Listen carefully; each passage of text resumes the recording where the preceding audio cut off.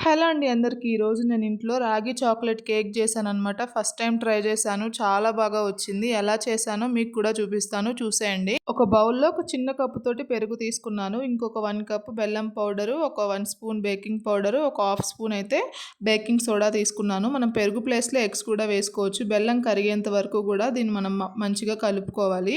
మనం బెల్లం ఏ కప్‌తో అయితే తీసుకున్నామో అదే కప్‌తో ఒక 1 కప్ రాగి పిండి, హాఫ్ కప్పు గోధుమ పిండి, ఒక 2 స్పూన్స్ కోకో పౌడర్ కూడా వేసుకున్నా.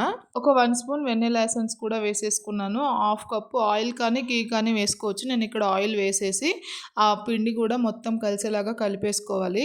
ఇక్కడ నాకు బ్యాటర్ కొంచెం థిక్ కన్సిస్టెన్సీలో వచ్చిందనమాట. అందుకే నేను కొంచెం పాలు వేసుకొని మళ్ళీ కలుపుకున్నాను.